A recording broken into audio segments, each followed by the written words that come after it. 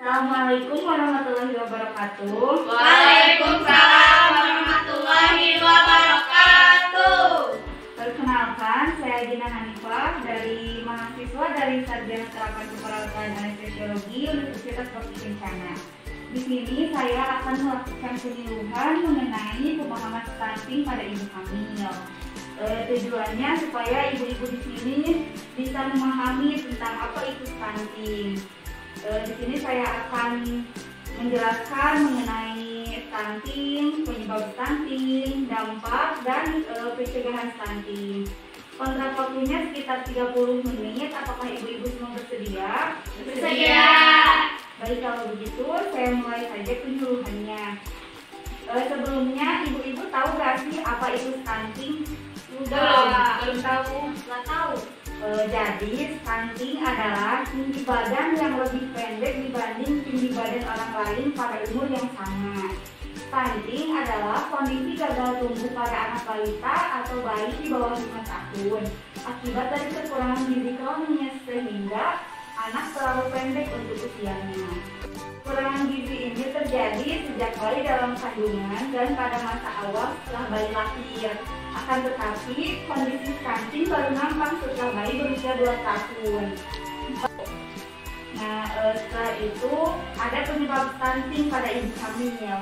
Stunting disebabkan oleh faktor multidimensi dan tidak hanya disebabkan oleh faktor gizi buruk yang dialami oleh ibu hamil maupun anak balita. Penyebab stunting ada beberapa macam. Yang pertama karena rendahnya akses terhadap makanan bergizi. Kita tahu ya, di Indonesia makanan bergizi itu mahal mungkin harganya ya. Menurut beberapa sumber juga, komoditas makanan di Jakarta 94% lebih mahal dibandingkan dengan di New Delhi atau di India. Harga buah dan sayuran di Indonesia lebih mahal daripada di Singapura. Terbatasnya akses ke makanan bergizi di Indonesia juga dicatat terkontribusi pada 1 dari 3 ibu hamil yang mengalami anemia. Yang kedua, ada praktek pengasuhan yang kurang baik, termasuk kurangnya pengetahuan ibu mengenai kesehatan dan gizi sebelum dan pada masa kehamilan, serta setelah ibu melahirkan. Beberapa fakta dan informasi yang menunjukkan bahwa 60% dari anak usia 0 sampai 6 bulan tidak mendapatkan air susu ibu secara eksklusif. Dari 2 dari 3 anak usia 0 sampai 24 bulan tidak menerima makanan pendamping air susu ibu seperti MPASI. MPASI diberikan atau diperkenalkan ketika bayi berusia 6 bulan, di atas 6 bulan ya.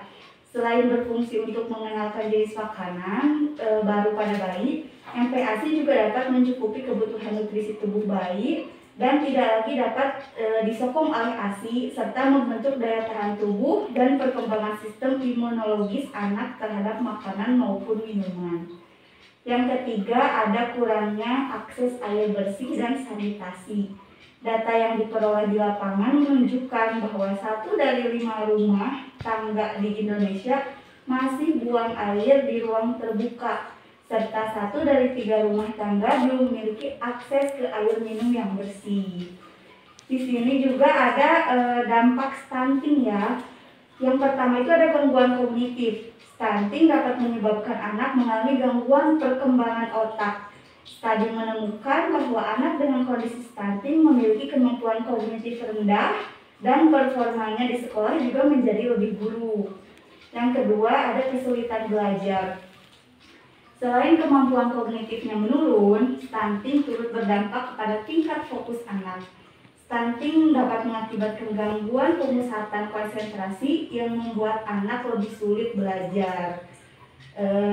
Yang selanjutnya ada rentan terserang penyakit tidak menular.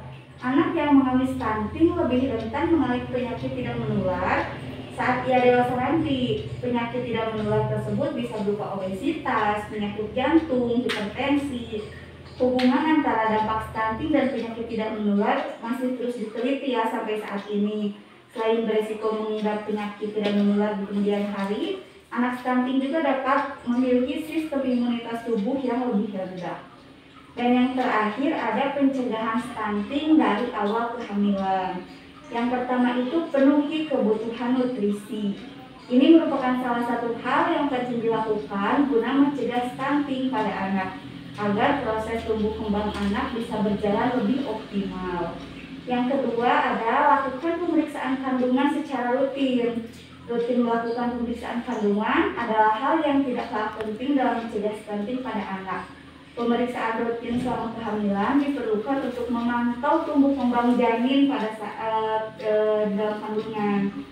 Yang ketiga ada terapkan perilaku hidup bersih dan sehat. Ini juga penting dijalani kepada ibu-ibu yang sedang hamil guna mencegah terjadinya infeksi selama kehamilan. Dan yang keempat ada hindari paparan asap rokok untuk mendukung pertumbuhan janin lebih sehat ya. Dan yang terakhir ada berolahraga secara rutin. Ini dapat mendukung kehamilan yang sehat sekaligus meningkatkan stamina dan kebugaran ibu hamil.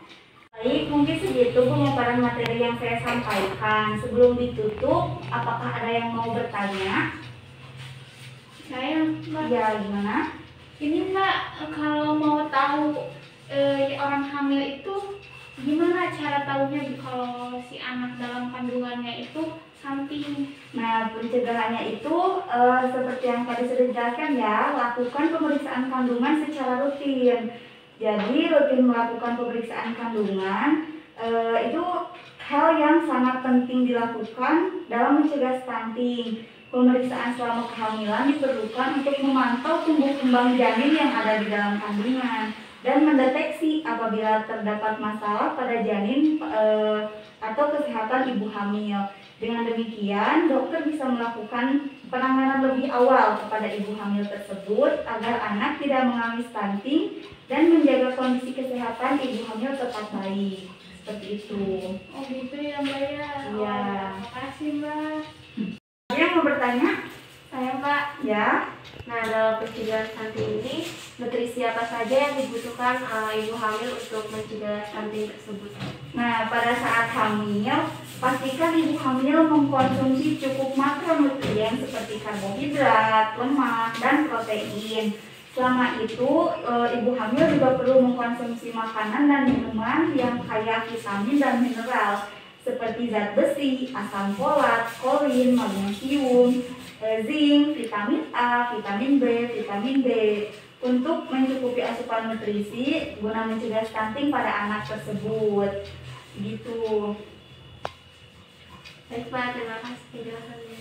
Ya baik, mungkin penyuluhan kali ini dicukupkan sekian. Terima kasih untuk ibu-ibu yang sudah hadir di sini.